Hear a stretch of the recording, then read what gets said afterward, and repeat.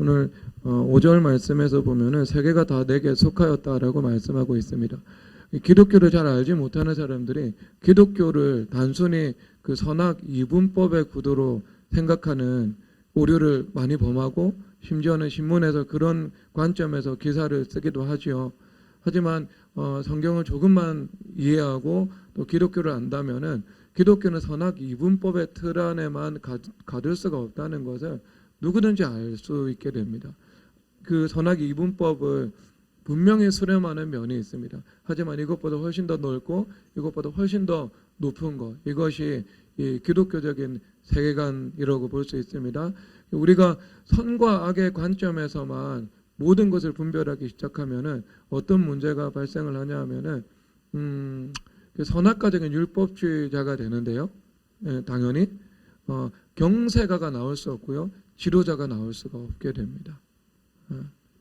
사고방식이요 매우 경직되어서 수평적인 사고를 가지고 사물을 바라보아서 하나님의 그 황금비, 최적화된 하나님의 뜻을 찾아가는 일들을 하지 못하게 돼요.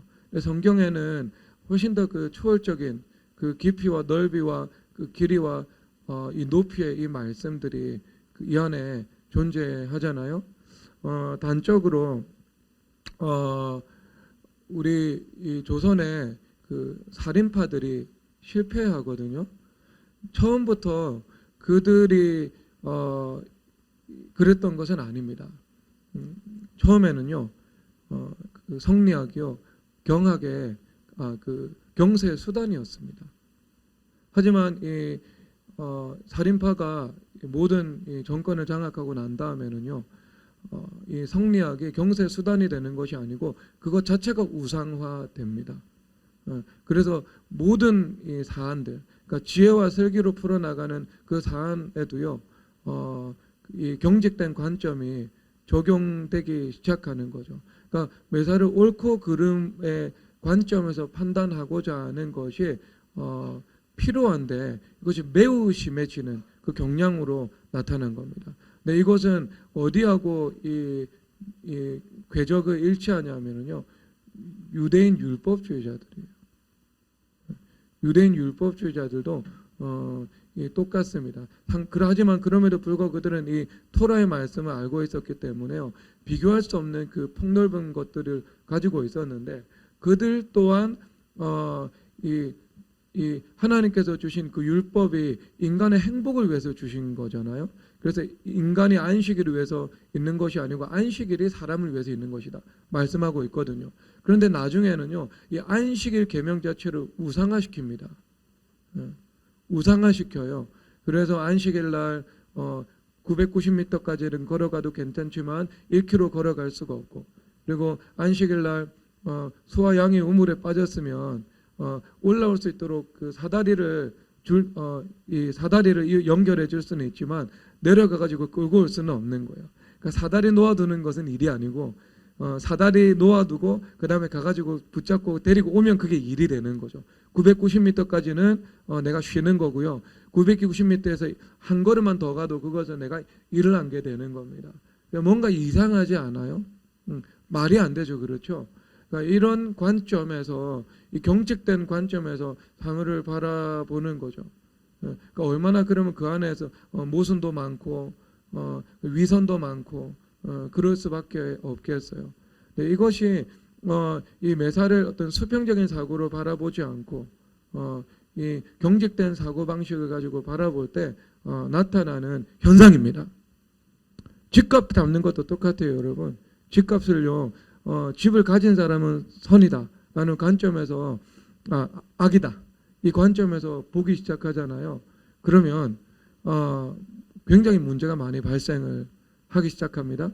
제가 어제 우리 이 교회에서 형제자매들하고 이야기를 하면서 5월 5일 야유회가 있는데 미래교회에서 아파트 가진 사람들에게 500만 원씩 각출을 해서 경품으로 아반떼를 주자 이렇게 이야기를 했더라고요. 근데 거기서 극소수의 아파트 가진 사람의 안색이 아주 어두워지더라고요. 목사님의 말을 분별을 못해요. 위트하고 이 진심하고 분별을 못해요. 저하고 같이 10년을 살았는데, 같이 신앙생활을 했는데도요, 참 그거 안색이 어두워질 일은 아닌데. 자, 그런 거 시행하겠어요? 목회하면서? 근데 그런 관점이 뭐냐면 아파트 가진 사람은 악이다라는 관점이 있잖아요. 그래서 무조건 어떤 징벌적인 과세를 해서 집값을 잡으려고 하면은 반드시 실패할 수밖에 없습니다. 왜? 하나님 세상을 그렇게 주님께서 만들어 놓지 않으셨잖아요. 그렇죠. 이게 제가 성경에서 끌어올 만한 이 말씀이 갑자기 생각이 나지 않아요. 어제 분명히 이제 읽었는데 하나님께서 만드신 이 만물이 이 상호 연합이라는 속성을 가지고 있거든요. 상호 연합. 자, 그 정도만 합시다. 그렇기 때문에 모든 것이 연결되어 있어요. 모든 것이 연결되어 있습니다. 그래서 하나가 이 결정이 내려지면은요, 그 하나는 이제 10배, 100배, 1000배, 10,000배까지 이 파급되어서 영향력이 흘러가도록 이 세상 자체가 만들어져 있습니다. 그래서 우리가 유기적이고 수평적인 그 관점에서 세상 만물을 바라보지 못하면은요, 반드시 실수할 수밖에 없는 거죠. 그러니까 경세가가 될 수 없는 겁니다. 지도자가 될 수 없는 거예요. 그런 사람이 기업을 이끌어 나가면은 기업 제가 볼 때는 1년 안에 부도납니다. 1년 안에. 인간을 이해하지 못하고 세상을 이해하지 못하기 때문에요. 그런 분들이 목회를 한다면 목회 참 힘들어지겠죠. 힘들어지겠죠. 그런 분들이 지도자가 된다면 그 백성들은요, 매우 인생이 이 실질적인 삶에 이 타격이 올 수밖에 없습니다. 그래서 오늘 말씀에서 주님께서 말씀을 하시잖아요. 온 세계가 다 내게 속해 있다. 주님 말씀하고 계시잖아요. 온 세계가. 일부의 세계가 주님께 속해 있는 것이 아니고요. 이 온 세계가 주님 앞에 속해 있다. 하나님의 말씀으로 지음을 받았고 하나님의 말씀이 붙잡으면서 운영해 나가고 있다는 것을 말씀해주고 있는 것입니다. 그래서 이 세계라는 범주 가운데 포함되지 않는 것은 전혀 없어요. 이게 원어로 따지면 땅이라는 말이거든요. 그러니까 땅에 있는 것, 땅에 속한 모든 일, 땅에 속한 모든 국가, 땅에 속한 모든 백성, 이 모든 것을 하나님께서 만드셨고 하나님께서 알고 계시고 하나님께서 주관하시면서 운영해 나가시는 거죠.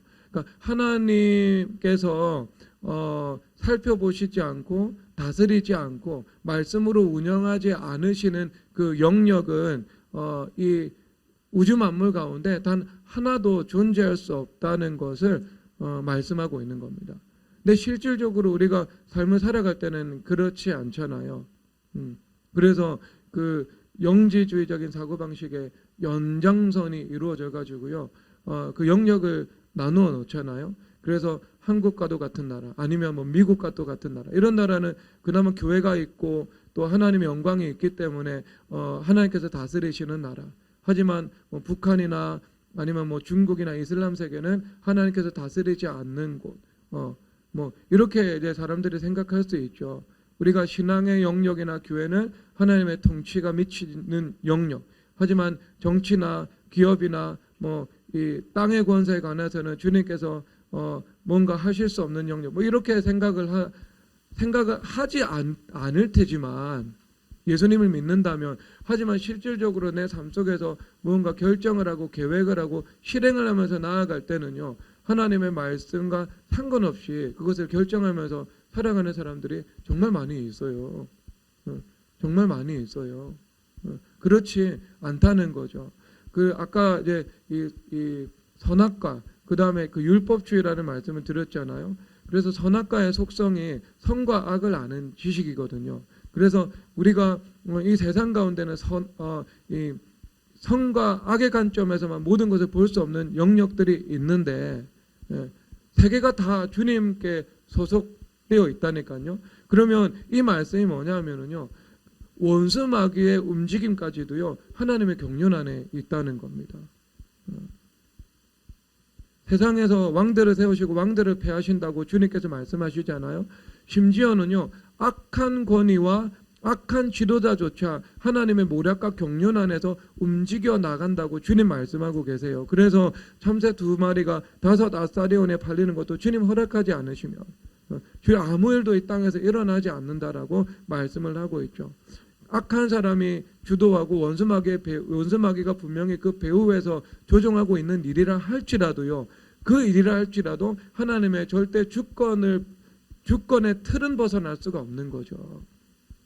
자, 이러면 여러분 좀 더 쉽게 이야기를 한다면요, 원수마귀도 하나님의 말씀의 틀 안에서 움직여 나갑니다. 사람이 죄를 범하잖아요. 죄를 범하면 불법이 되죠. 그렇죠. 그리고 그 불법은 원수마귀가 주도권을 잡는 영역이 됩니다. 그래서 이것을 성경에서는 악이다라고 말을 하는 거죠. 그러니까 이 불법 자체도요, 원수마귀의 활동 영역 자체도 하나님의 말씀의 틀을 벗어나서 움직여 나갈 수는 없는 거예요. 없는 거예요. 그래서 성경에서 말씀을 하십니다. 성경에서 홍해가 이 홍해 앞에 이스라엘 백성들이 있잖아요. 그럴 때 이스라엘 백성들 가운데는 밤이지만 빛이 있었다. 그리고 그 애굽의 병거들 가운데에는 흑암이 가득했다. 이렇게 말씀을 하고 있습니다. 자, 이것은 이제 장차 이루어지는 일들의 전주곡으로 묘사를 하고 있는 거예요. 이스라엘 백성들이 있는 곳은 밤이지만 밝았다 라고 말씀을 하고 있습니다. 그러니까 여러분들이 뭐 인생의 고난을 극복을 하는 것은요, 그냥 예고 없이 찾아오는 일들이 아니에요. 내가 인생의 밤을 보내는데 영적으로 어두워. 그러면 내 인생의 반전의 역사가 나타나는 것은 성경적으로는 가능하지 않습니다. 그러므로 세상에서도 가능하지 않는 거예요. 가능하지 않는 거예요. 그렇죠. 여러분, 언제 하나님께서 너희들이 인생의 환난과 공고함이 찾아왔을 때 성전으로 돌아와서 하나님 앞에 예배하고 부르짖지 않고 회개하지 않는데 주님께서 회복시켜 주신다는 말씀을 하신 적이 있어요? 단 한 번도 없죠. 그런 말씀을 하신 적은. 주님 앞에 돌아와야 주님께서 그들에게 다시 하늘에서 비를 내리시고 땅에서 소산이 나게 하시고 외적으로부터 보호해 주시는 역사가 나타나는 거예요. 그러면 그 새로운 아침에 여명이 떠오르는 것은요, 이미 밤부터 시작되고 있는 거예요. 그러니까 내가 인생의 밤을 지나면서 내 영혼의 영광의 빛으로 충만합니다. 그래서 내가 밤을 걸어가고 있지만 밝아요. 그러면 어떤 일이 찾아오겠어요? 하늘 권세가 땅의 권세를 다스리잖아요. 그렇죠. 하늘 권세가 땅의 권세를 다스리잖아요. 모세가 하늘에서 산에서 기도를 드렸을 때이고 기도를 드리지 않았을 때 패배했잖아요. 그렇죠. 땅의 군대의 힘을 하늘의 기도의 힘으로 다스려 버렸거든요. 그러니까 하늘 전쟁의 결과가 땅의 전쟁이죠. 하늘 권세에 종속된 게 땅의 권세죠. 하늘에서 이루어진 것이 땅에 이루어지죠. 그렇다면 여러분들이 인생의 밤을 걸어가면서 영광의 빛으로 충만하다면 이제는 그 다음 수순으로 나타나는 것이 홍해가 갈라지는 그 반전의 역사는, 그 십자가 부활의 역사는 이제 그 시간에 이미 잉태가 되고 있는 것입니다. 보게 되는 것이죠. 보게 되는 것, 그것을 볼 수 있어요. 그래서 우리는 언제나 그 역사에 나타나는 현실을 보고 주눅들거나 실망하거나 고통스러워하거나 서러워하거나 할 필요가 없어요. 회개하는 사람이라면, 기도하는 사람이라면, 성결을 사모하는 사람이라면. 왜? 주님께서는 약속을 주시니까. 약속이에요, 약속. 약속이요. 어떻게 약속이 현실로 나타났을 때 약속이 주어지던가요? 아니죠. 약속은요, 언제나 성경에서 중요한 약속은요, 약속과 현실의 극단적인 반대편에서 이루어집니다. 성경에서 아브라함이 본인의 이 남자의 생명이 끊어졌고 사라의 여자의 생명이 죽었잖아요. 그럴 때 하나님께서 이삭을 주셨잖아요. 100이라는 그 나이에. 안 그러겠어요? 약속과 가장 멀어졌을 때 약속을 실체로 주님께서 만들어 주셨잖아요. 성경에 나오잖아요. 그 약속은요, 주님하고 약속의 실체와 거리가 가장 멀어졌을 때 그때 이루어지는 거예요. 그러니까 밤에 빛이 있고 밤에 깊어졌을 때 그때 홍해가 갈라진 겁니다. 그래서 이스라엘 백성들은 그것을 건너갔고 부활에 이르렀고 애굽의 병거는요, 거기서 멸망을 당하게 되었죠. 근데 거기서 뭐라고 말씀을 하고 있냐면요, 저쪽이 이쪽에 가까이 하지 못하리라 말씀을 하고 있습니다. 흑암이 빛에 가까이 하지 못하리라 말씀하고 있는 거예요. 여러분, 그러면 이 말씀은 뭐냐면요, 우리가 정말 하나님 앞에서 순종하고 있는 영역, 그리고 주님 앞에 회개해서 십자가로 용서받은 영역, 그렇죠. 그 다음에 내가 정말 그런 영역은요, 영광으로 충만하죠. 그 영광이 충만한 곳에는요, 저쪽이 가까이 하지 못하게 되는 거예요. 왜? 우리 틈을 주지 않는 영역이기 때문에. 그것이 순종의 영광이고 십자가의 이 영광인 것이지요. 그 원수마귀가 어떻게 할 수가 없는 그런 영역이 됩니다. 여러분, 이것이 뭐예요? 하나님의 그 말씀의 법적인 틀 안에서 원수마귀도 움직여 나갈 수밖에 없다는 거. 그렇죠. 그러면 단순히 선악 이분법도 있겠지만 그것을 초월해서 존재하는 게 뭐예요? 초월해서 그 높은 곳에서 있는 것, 그 하나님의 주권인 거, 쉽게 말하면. 하나님의 주권인데 하나님께서도 어떤 법 없이 통치하는 것이 아니잖아요. 주님께서는 그 하나님의 법 안에서 그 법의 틀을 주시고 그 틀 안에서 하나님께서 이 모든 세상 만물들을 경영해 나가시는 것을 말씀하고 있는 것입니다. 그러니까 여러분, 세계가 다 내게 속하였다, 이렇게 말씀을 하고 있는 거죠. 물론 여러분, 이것은 선과 악에 대한 바른 분별 없이는 안 되는 내용입니다. 제가 지난주 뭐라고 말씀을 하셨어요? 말하고 설교했어요. 지난주 출애굽기 18장의 말씀의 핵심이 균형이라고 이야기를 했잖아요. 균형. 그러니까 우리가 진리가 없는데, 우리 안에 진리가 형성되어 있지 않는데 내가 모든 것에 대해서 열려 있으면 혼합주의와 인본주의로 나갈 수밖에 없다고 말씀을 드렸잖아요. 근데 우리가 진리의 확실한 분별과 기준을 가지고 있고 무엇이 거룩한지 무엇이 부정한지 알고 있어요. 그런 상태에서 내가 나무와 풀과 짚과 그리고 은과 금을 분별할 수 있고 은과 금을 분별할 수 있고 순금과 금을 분별할 수 있는 그 지각이 나에게 연단을 받아서 형성이 되어 있다면, 훈련을 받아서 내 안에서 영안이 열려 있다면 내가 그때부터는 하나님의 어떤 은혜 가운데에서요 이 유연성을 가지고 살아갈 수 있는 거죠. 수평적인 사고를 가지고요 살아갈 수 있는 거예요. 그때부터는 분별이 있기 때문에 내 안에. 그러니까 선과 악이라는 이분법적인 구도가 아예 없는 게 아니고요. 이것은 진리에 입각해서 분명하게 세워져야 되는 영역입니다. 우리 가운데에서는요. 그 무엇이 그른지 무엇이 옳은지 알고 있어야 돼요. 알고 있어야 돼요. 그런데 여러분, 그것만 알고 있는 것이 알고 있어야 돼요. 분명히 있어야 돼요. 그런데 우리가 그것만 알고 있으면 뭐가 돼요? 율법주의자가 된다 그랬잖아요. 그것만 있는 게 아니잖아요. 우리에게 무엇이 있어요? 은혜가 있잖아요. 은혜라는 것이 있잖아요. 율법주의자들이 가지고 있지 못했던 것. 그리고 조선의 그 성리학을 신봉했던 살인파들이 가지고 있지 못했던 것. 그 하나님의 그 은혜라는 것이 우리 가운데 있잖아요. 이게 여러분 모든 면에서 결정적으로 어떤 이 차이를 부여하는 가장 근본적인 요소인 것이죠. 요소인 것이죠. 제가 지난주에 우리 금요일 토요일 날 1박 2일로 강화도에 주말 캠프 다녀왔잖아요.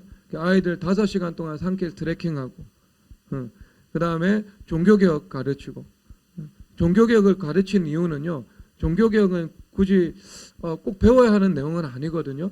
그런데 종교개혁을 가르치고 있는 것은 세계가 하나님께 속했거든요.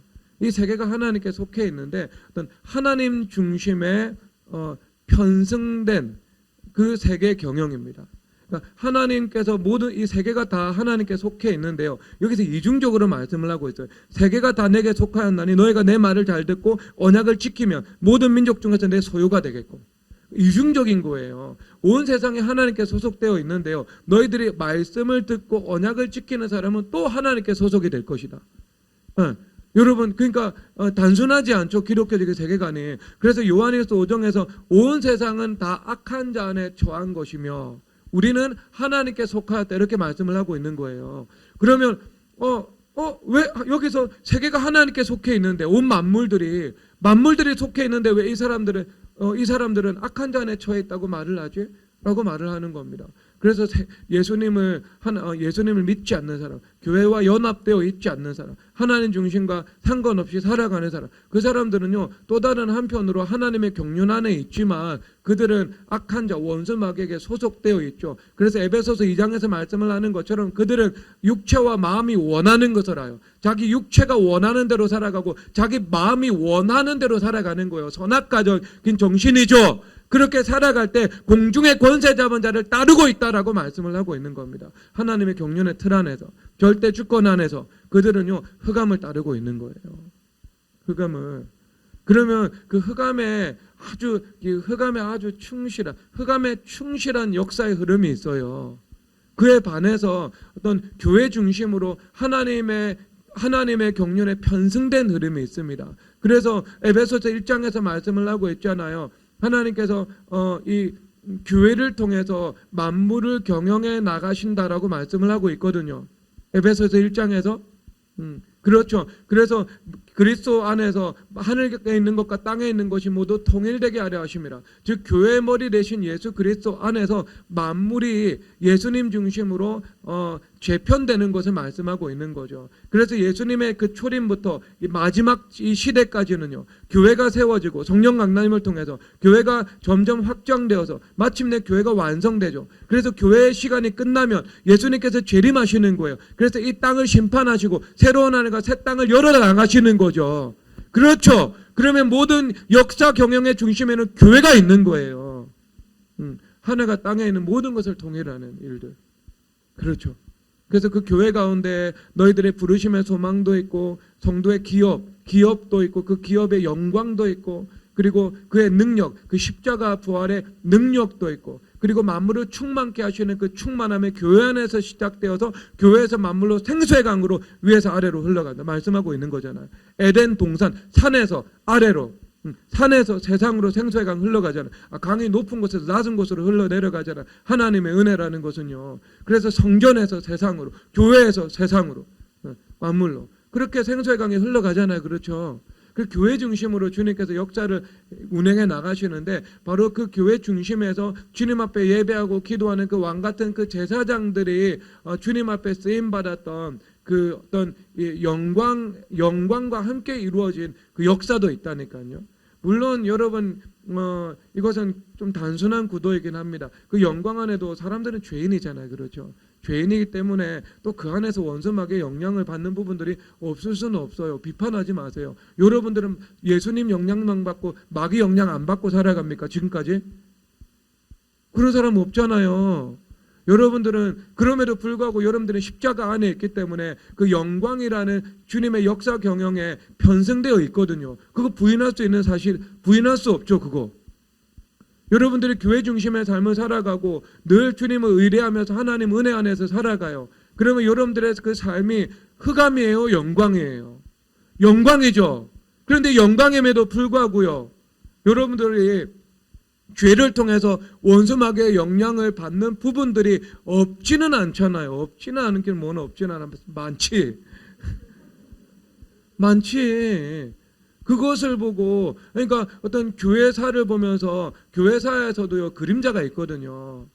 그 그림자를 보고 비판할 자격이 여러분들에게 없어요. 여러분들의 역사거든 그게. 죄 안 지었으면 여러분 비판하세요. 교회사 보면서. 있다니까요. 그러면 여러분 그 흐름 가운데 있는 것이 종교개혁이잖아요. 그리고 그 종교개혁의 연장선에서 명예혁명이 이루어지고요. 그러니까 종교개혁의 정신에 투철했던 청교도들이 영국의 명예혁명을 일으키고요. 그 청교도들이 미국 가서 미국을 건국합니다. 그리고 그 미국 건국의 그 헌법적인 이념을 우리나라가 그대로 받아들여서 대한민국이 건국이 돼요. 이 같은 궤적을 가지고 있거든요. 이 전체가 하나님 중심의 흐름입니다. 그러니까 제가 이걸 하는 종교개혁을 한 이유는요. 아이들이 이번 여름에 보스턴 방문하잖아요. 미국 방문하는데 미국 건국사를 가르치기 위한 과정으로 아이들에게 이걸 가르친 거예요. 다음에는요 미국 건국사 가르칠 겁니다. 6월 말에 이 리트릿 갈 때는요. 그 지금 이제 준비를 시작했어요.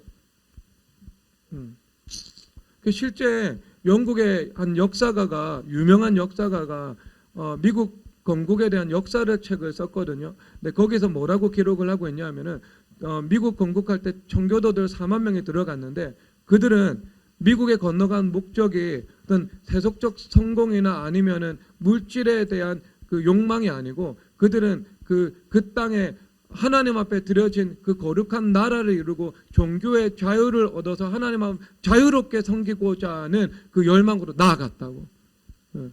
그렇게 평가를 하고 있어요. 그냥 일반 역사가가, 교회사가가 아니고요. 그렇게 이야기를 하고 있어요. 그러니까 분명히 그 씨는 그 거룩한 씨로 시작된 거죠. 시작된 거. 또 그럼에도 또 여러분 한편으로 이 세상을 보면 이 죄인들이 모여서 사는 곳이거든요. 율법적인 세상이에요.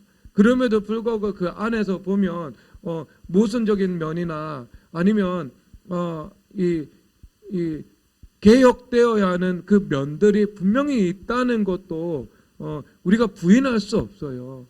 사람 사는 세상이기 때문에 그런 것들을 가지고 있거든요. 그러니까 그 모든 세계가 하나님께 다 속하여 있는 거죠. 그러니까 이 어떤 부정적인 면 때문에 그것을 전적으로 부정할 수는 없어요. 그리고 온갖 흑암으로 가득 차 있는 면이 있는데 그 흑암 가운데서요 주님께서 이루시는 선의 면이 있습니다. 주님께서 이루시는 선이 또 부분적으로는 존재한다니까요. 합력하여서 선을 이루시는 분이시기 때문이죠. 그렇죠. 그런 면이 있어요. 역사를 보면 참 그 오묘한 면들을 분명히 가지고 있음을 보게 돼요. 그러니까 역사에 대해서 말 함부로 할 수가 없어. 앞뒤 재단하고요 맥락 없이 설명을 하면은요 이 공격당하기 아주 좋습니다. 흑암 가운데 이루시는 하나님의 그 영광이 있거든요. 그 일들을 통해서. 자, 그래서 이제 우리 그 자녀들 데리고 주말 캠프 가잖아요. 그럼 주말 캠프 가면 주말 캠프 이 아웃리치를 가잖아요. 그러면 이 안에 어떤 분위기가 팽배하냐면 사랑의 분위기가 팽배합니다. 가서 식당에서 섬기는 집사님들, 그 다음에 보조교사들, 그 다음에 교육자들, 자녀들을 이 아이들을 사랑으로 양육하려고 하는 그 사랑의 영적인 분위기로 충만해요. 충만해. 가면 여러분 알 수 있어요. 그렇죠? 애기들 어디 갔어? 서희야, 네가 딱 눈에 띄었다. 거기 가서 네가 주말 캠프 가면 보조교사 선생님들이나 아니면 교육자들이나 식당에서 섬기는 분들이 너희 아이들을 사랑한다는 게 느껴져 안 느껴져? 느껴지지? 충분히 느껴질 거예요. 지민아, 느껴져 안 느껴져? 느껴지죠. 그러니까 그 안에요 그냥 하나님의 사랑, 그 하나님의 은혜가요 충만한 거예요. 충만한 거예요. 충만한 거. 그거는 세상이 만들어낼 수 있는 것이 아닙니다. 세상에 있는 그 율법주의자들이, 그러니까 옳고 그름만으로 바라보는 사람들이 만들어낼 수 있는 분위기가 아니에요. 물론 그 안에는 율법도 있죠. 율법도 있죠.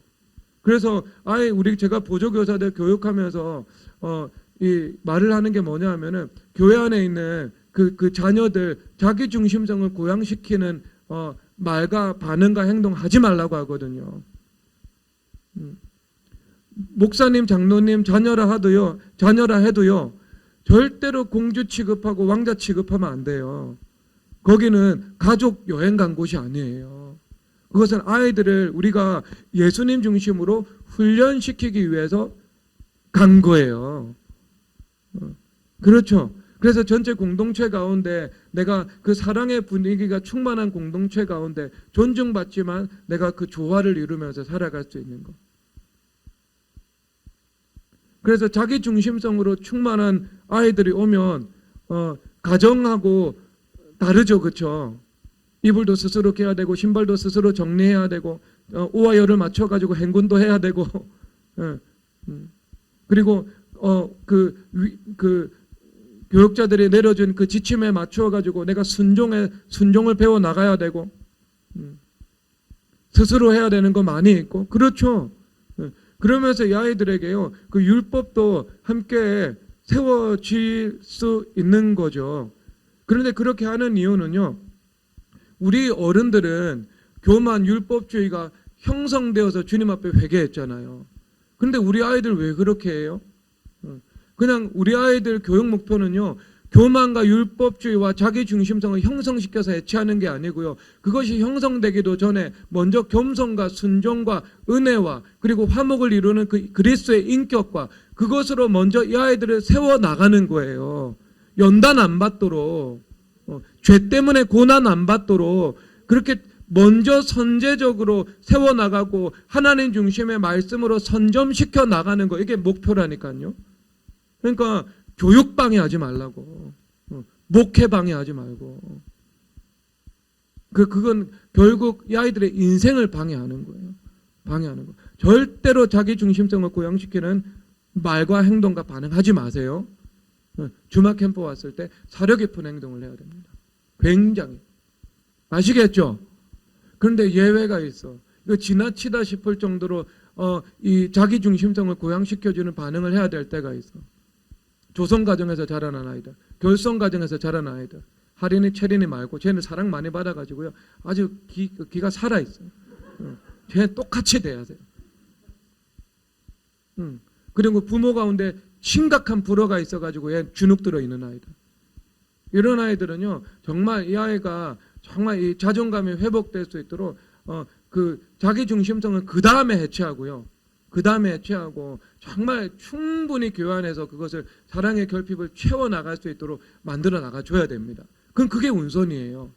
그럼 지금 여기 그런 아이가 누가 있어? 아무도 없지. 거의 없지. 그러니까 그 아이들에게 이미 그게 은혜가 없는 분위기 속에서 사랑이 없는 분위기 속에서 하면은요 그것은 율법주의가 됩니다. 그 아이들 거기서 이 편안함을 느끼지 못해요. 행복을 느끼지 못해. 매사에 긴장하고요. 뭔가 불편하고 내가 뭔가 잘못하면 맞을 것 같고 막 그런 분위기 속에서 살아가야 되는 거죠. 스파르타죠. 그거는 교회가 아닙니다. 스파르타 훈련이죠. 스파르타보다 강도 높게 훈련해야지만 그 안에 뭐가 있어야 돼요? 하나님의 그 십자가의 용서가 있어야 되고요. 위로부터 하나님께서 주장해 주시는 사랑의 영적 분위기가 있어야 되고요. 그리고 우리가 마음의 근본 중심으로 아이들을 지극히도 사랑하고 아끼고 그리고 그 은혜로 대하는 면이 있어야 되는 겁니다. 여러분 교회는요 그게 있어요. 은혜가 있어요. 은혜가 있어요. 거룩한 것과 부정한 것을 분별하는 곳이잖아요. 진리가 있는 곳이에요 교회는요. 그렇기 때문에 무엇이 거룩한지 부정한지 가르쳐야 돼요. 왜? 복 받기 위해서. 하나님께서 너희들에게 율법을 주신 것은 복을 받기 위함이다. 그래서 여기서 세 개가 다 내게 속했는데 그 중에서 너희들이 하나님의 말씀을 잘 듣고 그 말씀을 잘 지키면서 살아갈 때 하나님의 소유가 될 것이고 거룩한 백성이 될 것이고 제사장 나라가 될 것이다 라고 말씀을 하고 있는 겁니다. 그렇게 법을 지키면은요 우리 삶 속에 주님께서 행복을 주신다고요. 그러니까 복을 주신다고. 주님께서 말씀하고 있는 겁니다. 그 안에 안식도 있고 자유도 있고 복도 있고 선함도 있고 모든 것이 다 있는 거죠. 그래서 우리가 하나님의 법을 가르치고 거룩한 것 부정한 것을 분별하도록 하는 거예요. 그렇죠 여러분? 우리 주말 캠프 하는 아이들 중에 게임하는 애 있으면 손 들어봐요. 퇴출이야 퇴출. 게임하면 퇴출 안 시켜. 퇴출이야 퇴출. 잠깐이라도. 가르쳐야 되죠.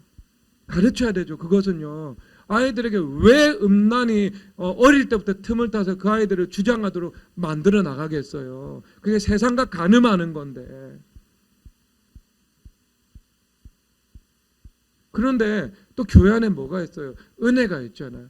우리가 좀 사람들이 넘어지고 실수한다고 해서 죄를 짓는다고 해서 누가 그거 가지고 공격하고 정죄하고 비방해요? 누구도 그렇게 하지 않아요. 교회 안에 그 용서가 있잖아요. 여러분 그 은혜가 있다는 거 느끼죠? 저도 느끼잖아요. 저도 제가 여러분 목회하면서 실수 얼마나 많이 해요. 얼마나 실수를 많이 하는지 우리 주말 캠프 그 초등학교 5, 6학년 되는 아이들이 목사님 보고 목사님의 실수를 많이 해요 이렇게 이야기를 하잖아요. 저 애기들이 간파할 정도로 실수가 많아요. 그런데 누구 한 사람 저한테 와가지고 목사님 실수하셨어요. 목사님 이번에 잘못하셨어요. 제가 최근 4년 동안 그거 들은 적이 한 번도 없어요. 왜 그러겠어요? 교회 안에 은혜가 있는 곳이거든요. 은혜가 있는 곳인데 선과 악의 이분법으로 모든 것을 설명할 수 있어요? 없죠. 그런 것은 은혜가 없는 곳이에요.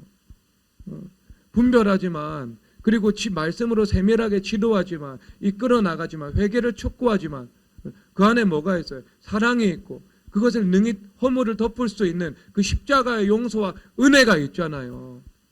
내가 잘못했습니다. 회개합니다. 라고 했을 때 주님께서 절대 정죄하지 않으시잖아요.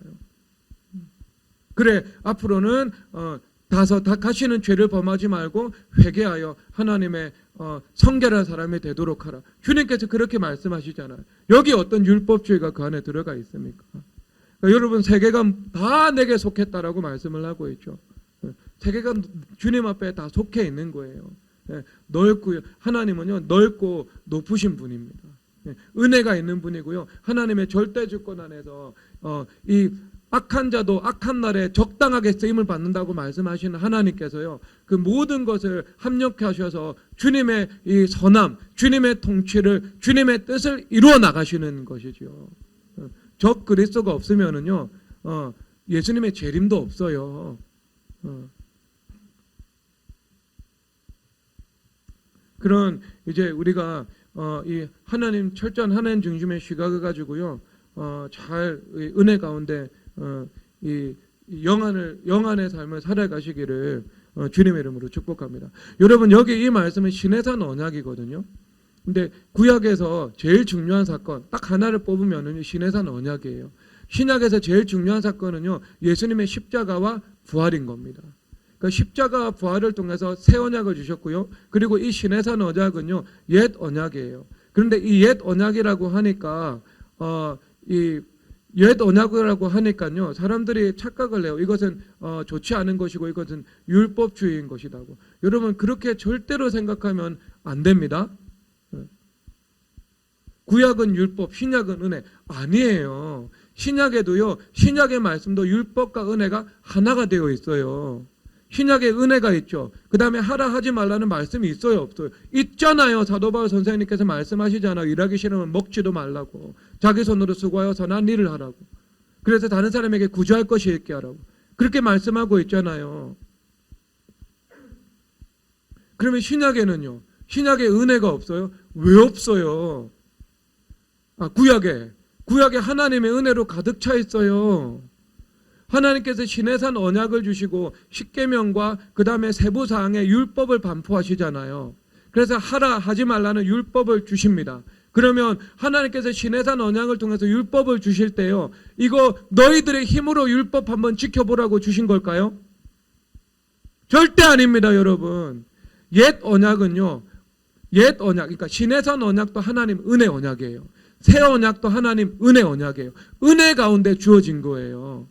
그러면 여러분 여기서 20장 6절에서 나오는데요. 20장 6절에서 이렇게 말씀하시네요. 나를 사랑하고 내 계명을 지키는 자에게는 천대까지 은혜를 베푸느니라 말씀하고 있어요.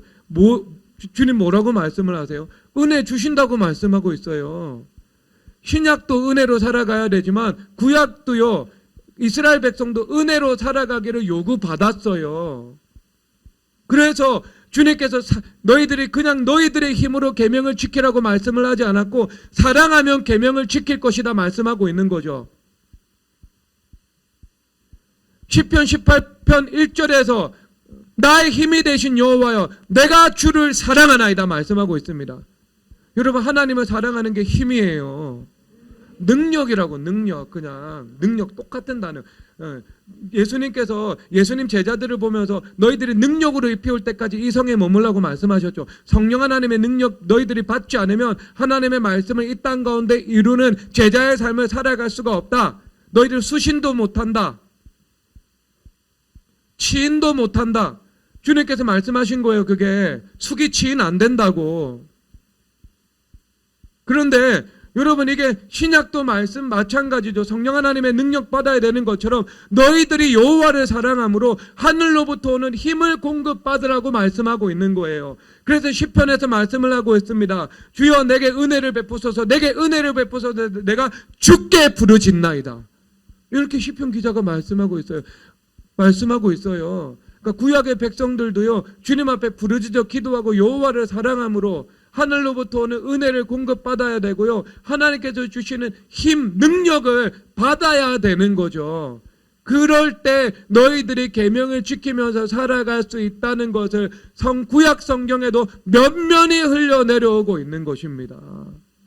구약이 그러면 율법주의라면, 여러분 다니엘이 그럼 율법주의자예요? 다윗이 율법주의자예요? 아니잖아요, 여러분. 그들이 어떻게 율법주의자로 살아갔어요? 하나님을 지극히도 사랑하고 경외하고 하나님 앞에 성전 중심으로 늘 기도하고 성전을 향하여 감사드리면서 살아갔죠. 그럴 때 그 통로를 통해서 하늘로부터 은혜가 흘러 들어와서 그 은혜로 사자굴의 시험도 이기고 풀무불에 들어가는 시험도 이기고, 다윗이 블레셋 골리앗과 싸워서 이기고, 에돔과 싸워서 이기고, 모압과 싸워서 이기고, 하나님의 영광의 통치를 이루면서 살아간 거죠. 그러면 여러분, 구약은요 행위 구원이에요? 율법주의예요? 아니에요. 구약도요 은혜로 살아가야 되는 겁니다. 신약 백성들에게 은혜로 살아가기를 주님께서 요구하시는 것처럼 구약 백성도 여호와를 사랑함으로 그 은혜의 힘으로 살아가기를 원하는 거죠. 사랑이라는 게 뭔데요? 사랑이라는 것은 일방향의 속성을 가지고 있는 게 아니잖아요. 사랑이라는 것은 양방향이잖아요. 사랑이라는 것은 내가 사랑을 받아야, 사랑을 받는 대상이 필요하다는 거죠. 그렇죠?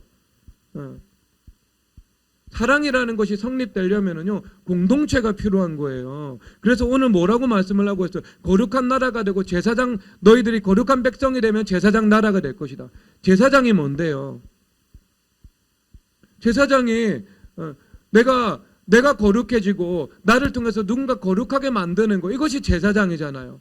우리나라가 거룩해지면 우리나라를 통해서 열방이 거룩해지는 거, 이것이 제사장 나라잖아요. 그래서 사도 바울 선생님께서 내가 복음의 제사장 직분을 하여 이방인들이 그리스도께서 받으시는 제물이 되게 한다고 말씀하고 있는 것이거든요. 그렇죠? 그래서 이 제사장이라는 개념은 그 안에 필연적으로 내포하고 있는 것이 무엇이냐면 사랑이라는 거예요. 사랑이라는 것은 공동체 없이 존재하지 않는 거잖아요. 성삼위 하나님께서도 사랑이시잖아요. 그러니까 삼위가 하나가 되신 분이죠. 그래서 이 땅을 만드실 때도 그런 공동체로 주님께서 만드신 거잖아요. 내가 누군가에게 사랑을 받고 누군가에게 사랑을 할 수 있는 그 사람으로 만들어 나가신 거죠. 그러니까 우리가 주말 캠프 하면서도 아이들이 공동체 안에서 존재하잖아요. 공동체 안에서 조화를 이루면서 존재하잖아요. 내가 화목을 이루면서 내가 충분히 사랑받고 충분히 사랑하면서도 거기서 자기 중심적으로 내가 모든 사람들의 관심과 이목이 나에게 집중되는 그 자기 중심성의 블랙홀로 살아가는 것으로 교육하지 않잖아요. 여러분, 우리 선교 가면 그런 사람 꼭 한 사람씩 있는 거 아시죠? 미래교회, 여러분 일반적으로 교회에서 선교 가가지고 10명, 20명 구성해가지고 팀 가잖아요. 그럼 정말 하나님 은혜 가운데 좋은 팀 구성되면 그런 사람 한 사람도 없는데, 선교 한 5, 6번 가다 보면은요, 그 중에서 한 사람은 지독한 자기 중심적인 사람 보게 됩니다. 자기 중심으로 다 돌아가야 돼. 그러면 자기 중심으로 돌아가지 않잖아요. 팀장 아주 죽입니다. 얼굴이 그냥 얼굴 표정으로 죽여놔. 말을 하지 않아. 차라리 말을 하면 뭔가 가가지고 지도하면 되는데요. 말을 안 하고요. 얼굴이 표정이 안 좋아. 기분 나쁜 표정 짓고요. 얼굴이 약간 벌개져. 그래가지고 팀장이 그분 얼굴 보면 안절부절 못하는 거죠. 성령 하나님 교통하신 가운데 은혜와 은혜를 서로 나누고 있는데 거기서 엄청난 병목이 일어나는 거예요. 그래가지고 혼자서 불평하는 거예요. 그러면 안 되잖아요, 여러분. 예수님 중심으로 자녀들을 양육하는 거예요. 공동체 안에서 내가 화목을 이룰 수 있고, 위치와 질서를 지킬 수 있고, 겸손히 순종할 수 있고, 그리고 나보다 다른 사람들을 좀 더 배려할 수 있고, 그러면서 서로 희생을 통해서 사랑을 통해서 하나가 되는 거. 주님께서 그거 가르쳐주고 계신 거예요. 그런데 여러분 그게 제사장 나라의 개념이겠죠. 그렇죠? 제사장 나라의 개념. 그런데 그 제사장 나라의 개념에 사랑이 포함되어 있잖아요. 그래서 우리가 사랑이라는 것은 뭐예요? 일방령이 아니고 양방령의 속성을 가지고 있는 거예요. 하나님을 사랑해요. 하나님을 사랑하면 어떡하겠어요? 그게 하나님을 사랑하는 것으로 끝나지 않죠. 하나님의 사랑이 우리 가운데 부어지게 되는 거예요. 하나님의 사랑이 부어져서 그 사랑으로 이스라엘 백성들의 계명을 지키도록 주님께서 만들어 놓으신 것입니다. 그렇게 살아가도록 주님 의도하신 거예요. 의도하신 거. 아시겠죠? 그래서 이 시내산 언약, 이것이 이 구약에서 아주 최고봉에 위치하고 있는 말씀이거든요. 그래서 하나님 율법을 주시고 하라 하지 말라. 하나님께서 무엇을 기뻐하시고 기뻐하시지 않는지, 하나님의 성품은 어떤 것인지, 무엇을 해야 너희들이 복을 받는지, 무엇을 하면 너희들이 복되지 못하고 이 땅의 삶 속에서 화가 저주가 이어질 수밖에 없는지, 어떻게 하면 그것을 회복할 수 있는지 주님께서 말씀해 주고 있는 거예요. 그래서 여러분 여기서 정말 여기 은혜가 있는 게 22절에서 보면은요, 너희 이 시내산에 올라오지 마, 나 여호와가 그들을 칠까 하노라. 24절에서 너희들 이 시내산에 올라오지 마, 내가 그들을 칠까 하노라. 이렇게 말씀을 하고 있어요. 하나님께서 시내산 가운데 경계선을 설치해 놓고요, 여기 올라오면 너희들 죽는다라고 말씀하고 있는 겁니다. 굉장히 이렇게 어미하신 하나님이 나타나고 있죠. 그런데 여러분 이것은 하나님의 은혜예요.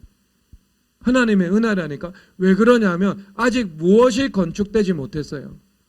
아직 성막이 건축되지 못했어요. 성막이 없으니까 희생제물로 속죄 제사를 드리는 그 죄의 문제를 해결하는 방편이 아직 준비가 되지 않은 거예요. 그럴 때 거룩하신 하나님과 죄인된 인간이 만나버리면 그 죄인된 인간이 죽을 수밖에 없는 거죠. 그래서 주님께서 오지 말라라고 말씀하고 있는 겁니다. 그리고 나중에 성막이 건축돼요. 성막이 건축되거든요. 그러니까 그 시내산 위에 있었던 그 쉐키나 구름의 하나님의 영광이요, 이제 성막 안으로 들어와 버립니다. 그래서 하나님께서 말씀을 하고 있습니다. 내가 그들 가운데 거하며 그들 가운데서 두루 행할 거다고 말씀하고 있는 거예요. 올라오면 너희들이 죽을 수 있다, 내가 칠 수 있다라고 말씀하시는 하나님께서 백성들 안으로 들어오신 거예요. 이제 성막을 건설하고요. 왜 그런가? 그것은 속죄의 수단이 마련되어 있기 때문인 것입니다. 그러니까 사실상 이 모든 것이요, 율법을 반포하고 있지만 하나님의 그 은혜가 알파요 오메가가 되고 있는 것을 보여주고 있는 겁니다. 은혜의 힘으로 율법을 지키고, 율법을 우리는 다 지킬 수 없고, 다 지키지 못할 때 그 속죄 제사를 통해서 그 죄의 문제를 해결받을 수 있고, 그렇게 살아가도록 하나님께서 이 시내산 언약의 은혜를 이스라엘 백성 전체들에게 주님께서 베풀어 주신 것입니다. 자, 그러면 이 은혜 가운데 율법의 핵심이 하라 하지 말라거든요. 근데 하라 하지 말라는 것은요, 우리를 얽어매는 거 절대로 아닙니다. 그것은 오해예요. 하라 하지 말라는 것은요, 그 백성들 가운데 자유를 주는 거예요. 자유를 주는 거예요. 선악과를 먹지 않을 때, 생명과를 먹을 때, 그때 그 안에서 보호를 받으면서 안식하며 살아갈 수 있고 복을 받으면서 살아갈 수 있는 것이지요. 여러분, 이 세계가 다 내게 속하였다는 것이 의미하고 있는 것은 뭐냐면요, 모든 만물들이 하나님의 그 말씀의 법적인 틀 안에 놓여 있다는 것을 말씀하고 있는 겁니다. 하나님의 말씀의 그 시줄과 날줄이 온 만물들을 덮고 있고 붙잡고 있고 운영하고 있다는 것을 분명히 말씀하고 있는 것입니다. 이 구절이에요.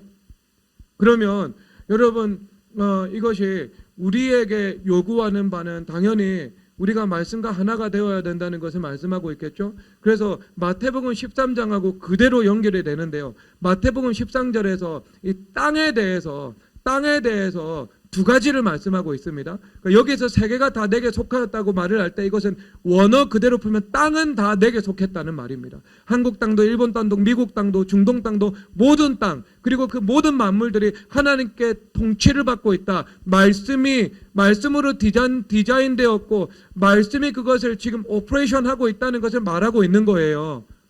알겠죠? 그래서 마태복음 13장에서 그 똑같은 땅에 대해서 두 가지 의미로 말을 하고 있습니다. 첫 번째는요, 내 마음이 땅이에요.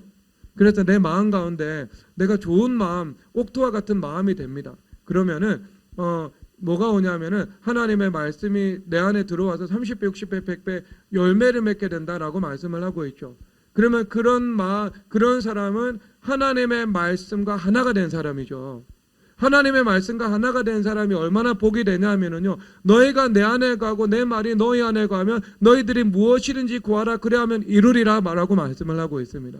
그러니까 단순히 내 안에 말씀도 구하고 불법도 구하는 상태가 아니겠죠. 그것은요, 하나님의 말씀이 들어와서 우리 가운데는 불법을 모두 가지치고 하나님의 말씀이 충만하게 내 안에 고해서 나의 생각하는 것이나 나의 선택하는 것, 나의 말하는 것, 나의 행동하는 것에 하나님의 말씀이 언제나 흘러나온다. 그것이 나의 영성이 된다. 나의 성품이 된다. 나의 모든 삶을 살아가는 출입이 된다. 이것을 말씀하고 있는 겁니다. 그럴 때 어떻게 해요? 내가 주님 앞에 무엇을 구하든지 그 구하는 것을 주님께서 들어주셔서 너희 안에 기쁨을 충만하게 해주시겠다 말씀하고 있는 겁니다. 그러니까 우리가 주님 앞에 기도를 드리고 기도의 응답을 구하기 이전에요, 내 안에 하나님의 말씀이 풍성히 구하고 그 말씀과 하나가 되기를 구해야 되는 거죠. 그래서 가장 빠른 기도 응답은요, 말씀으로 충만케 되는 것과 말씀과 이격되는 그 모든 것을 주님 앞에 회개하는 것, 이것이 가장 빠른 기도 응답의 길입니다. 그게 약속의 길이에요. 그래서 말씀하시잖아요. 창세기 17장에서 아브라함을 보고 너는 내 앞에서 행하여 완전하라. 그리고 그 다음 창세기 17장 다음 그 다음에 하나님께서 이삭을 주시잖아요. 먼저 하나님 앞에 완전한 것, 이것은 뭐냐면 하나님의 말씀이 아브라함 안에 거하는 거예요. 그리고 그 결과 하나님께서 이삭이라는 약속을 주님께서 탑다운으로 내려주신 것입니다. 전능하신 하나님의 능력으로요.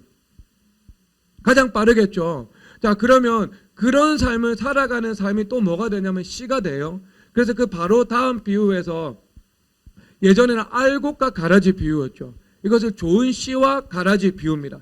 개역 개정 성경에서는요. 그래서 이 땅에 있는데 이 땅은 세상이다 이렇게 말을 하고 있어요.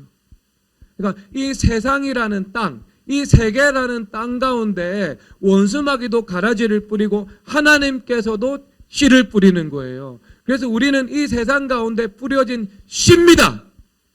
그렇죠? 세상 가운데 뿌려진 씨가 바로 우리라고요. 그럴 때 그 씨가 30배, 60배, 100배 열매를 맺게 되는 것입니다. 열매를 맺게 되는 거예요. 그러면 여러분 이것은요, 부정적인 측면에서는요, 두 가지 가능성을 내포하고 있겠죠. 첫 번째는 뭐냐면은요, 우리 안에 죄악의 씨가 뿌려질 때 가시와 엉겅퀴가 똑같은 방식으로 맺어질 수밖에 없다고 말씀하고 있는 겁니다. 그래서 야고보서 1장 13절에서 욕심이 잉태한 즉 죄를 낳고 죄가 장성한 즉 사망을 낳는다 말씀하고 있잖아요. 죄가 자라나는 겁니다. 정자와 난자가 서로 잉태를 해가지고요, 이것이 이 10개월이 되면 해산할 수 있는 그 아이로 자라나는 것처럼 죄가 우리 안에서 자라나는 거예요. 가시와 엉겅퀴로 열매 맺는 겁니다. 그런데 여러분 거기까지는 회개할 기회를 주십니다. 주님. 회개와 기회를 주신다고요. 거기까지는요. 주님께서 회개할 기회 주십니다. 회개할 기회 주실 때 회개해야 돼요. 요한계시록 7교회, 주님께서 7교회 중에 5교회에 대해서 책망하시면서 주님 회개할 기회를 주시잖아요. 너희들 회개하라. 그러지 아니하면 내가 촛대로 옮길 것이다. 너희들 회개하라. 그렇지 않으면 내가 직접 가서 내 입의 검으로 그들과 싸울 것이다. 회개하지 않는 자들을 침상에 던질 것이요 그들의 자녀를 죽일 것이다. 이렇게 말씀하고 있어요. 그러니까 여러분 이것도 균형인 거예요. 하나님의 사랑이시잖아요. 십자가의 용서이시잖아요. 그런데 그 하나님께서 뭐라고 말씀을 하고 계세요? 그 신약에서 사람들 그래도 신약은 사랑만 있고 신약은 용서만 있다고. 신약은 동성애도 괜찮다고. 동성애자 사랑해야 된다고. 아니 그 신약 성경에서 어미하신 율법을 말씀하고 있다니까요. 너희들이 왜 교회 안에 이세벨의 가르침을 받아들이냐고. 왜 교회 안에 음란의 영의 가르침을 받아들이냐고. 너 왜 교회 안에서 니골라당 너희들이 용납하냐고. 여러분 이거 하나같이 음행과 관련된 혼합주의예요. 그대로 역사적인 문맥에서는요. 음란입니다. 그것은요. 그 받아들이라. 그 가르침을 받아들인다고. 그러니까 주님께서 뭐라고 말씀을 하세요? 내가 그거 회개하지 않으면은 내가 너희 자녀들 죽일 것이요, 내가 너를 침상에 던질 것이라고 말씀하고 있는 거예요. 너는 병들 것이고 내 자녀들은 내가 데려갈 것이다. 그렇게 말씀하고 있어요. 얼마나 여러분 신명기 율법만큼 엄미하죠. 신약에도 율법이 있잖아요. 그리고 나서 주님께서 한결같이 하시는 말씀, 회개할 기회를 준다. 그런데 그 시한 회개할 기회가 영원히 주어지지는 않는다. 때가 되면 내가 반드시 와서 그 내 죄에 대해서 징계하거나 심판하신다. 그렇게 말씀하고 있는 거예요. 여러분 어리석은 거예요. 회개할 기회가 영원히 주어진 내 앞에 주어진다고 생각하는 것은 너무나도 어리석은 거예요. 어리석은 부자가 그렇게 생각했잖아요. 내가 내 창고를 크게 짓고 그 다음에 여러 해 살 동안 먹고 살 수 있는 양식을 쌓아 놓았으니 내가 이제 편안히 내가 그것을 즐기고 누릴 것이다. 그렇게 이야기를 하잖아요. 주님께서 오셔가지고 내가 오늘 밤 너의 생명을 찾을 것이라고. 회개할 기회가 내일은 없었어요. 그 사람에게는요. 오늘밖에 없었어요. 오늘. 예수님 믿는 사람에게는요. 오늘밖에 존재하지 않아요. 오늘. 내일도 오늘이에요. 내일은 추상적인 개념이에요. 실체가 아니에요. 오늘만이 실제예요. 회개할 기회를 주시거든요. 그런데 회개를 안 해. 그러면 레위기 18장에서 뭐라고 말씀을 하시냐면 땅에서 너희들을 토해낼 것이다 라고 말씀을 하고 있는 거예요. 땅에서 토해낸다고. 이것은요 바벨론 유수예요. 너희들 가나안 땅을 잃어버리게 될 것이다. 70년 동안. 그것을 말씀하고 있는 것입니다. 언제까지나 회개의 기회가 주어지지 않습니다. 그러니까 내가 거룩한 씨가 돼야 돼요. 주님 앞에서 거룩한 씨. 거룩한 씨가 되어야 30배, 60배, 100배 내가 열매를 맺을 수 있는 겁니다. 내가 기도드리면서 기도 응답을 받을 뿐만 아니라 내가 30배, 60배, 100배 내가 거룩한 씨가 되어서 열매를 맺는 것은요. 그 거룩한 영향력이 흘러가는 거죠. 제사장 나라가의 말씀이 내 안에서 이루어지는 것입니다. 그래서 내가 거룩해지는 것처럼 다른 사람도 거룩해지는 거죠. 말씀하는 겁니다.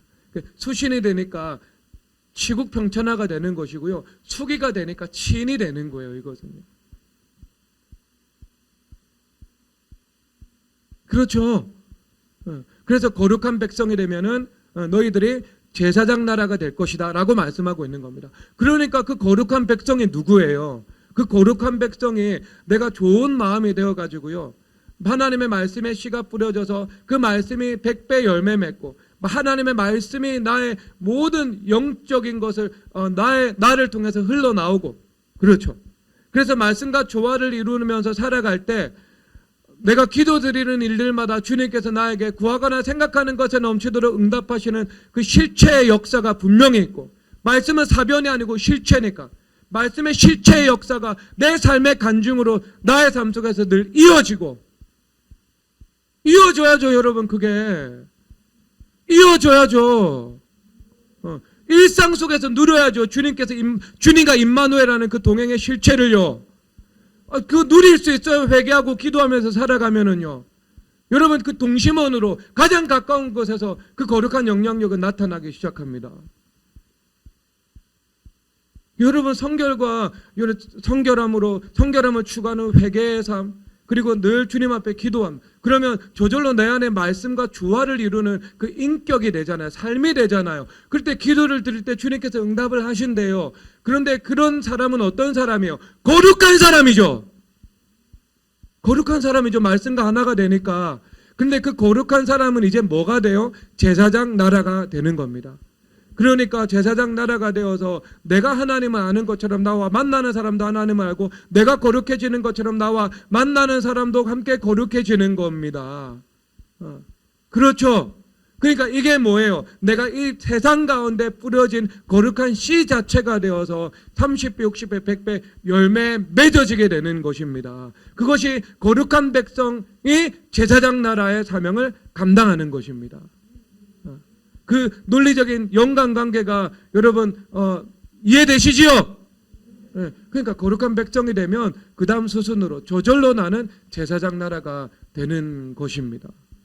예, 그래서 예수님 중심으로 내가 예수님을 알아가는 것처럼 나와 함께하는 그 사람들도 함께 예수님을 알아가는 겁니다. 가장 가까운 곳에서 나의 가족부터 시작해서 나의 가족과 나와 접촉하는 그 동료들과 형제들, 그 사회계로 그것이 흘러가게 되는 것이지요. 그런 은혜를 여러분 이 말씀으로 모두 누리시기를 주 예수 그리스도 이름으로 축복합니다. 찬송하도록 하겠습니다.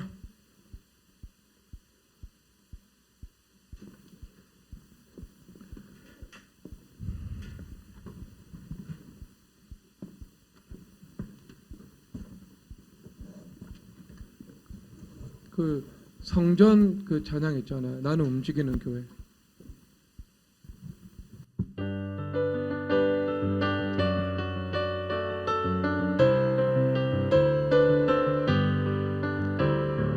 우리는 주의 움직이는 교회, 이곳은 주님을 위한 자리. 내가 기도하는 모든 땅 위에서 하나님 예배받은 그날을 고대하네.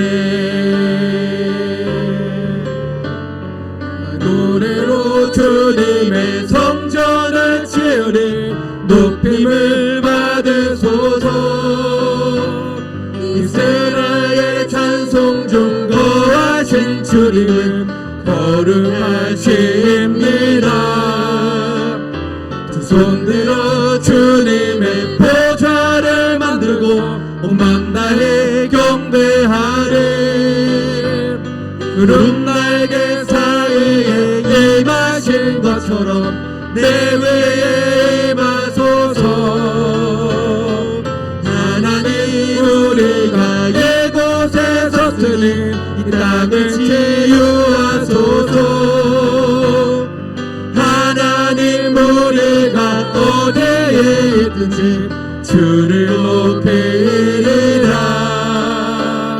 열방들아 주님을 송축할지어다.